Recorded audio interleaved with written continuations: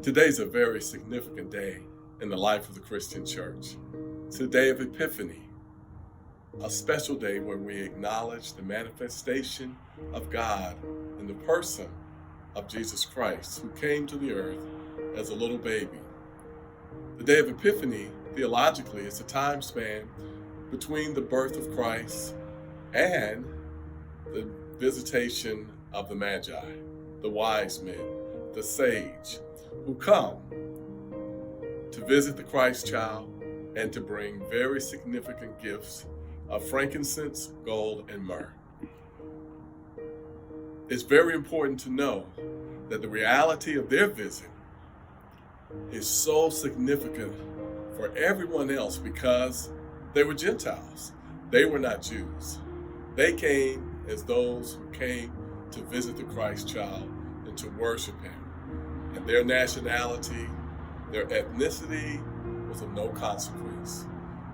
The day of Epiphany is important because it is a manifestation not only of God through the person of Jesus Christ, but it's also a demonstration that Christ was born for all people, for everyone, and that there is no limit to the love that Christ has for every human being on the face of this earth.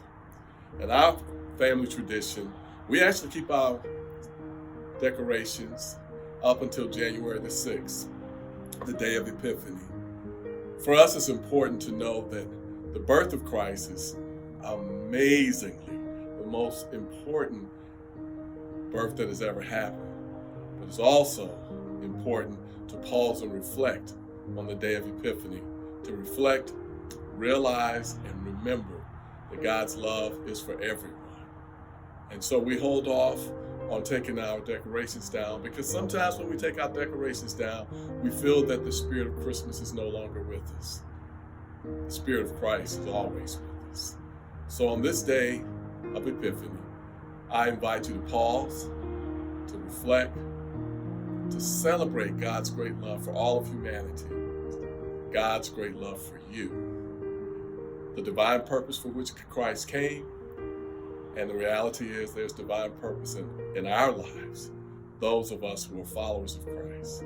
So on this day of Epiphany, pause, remember, reflect, and renew your relationship with Jesus Christ.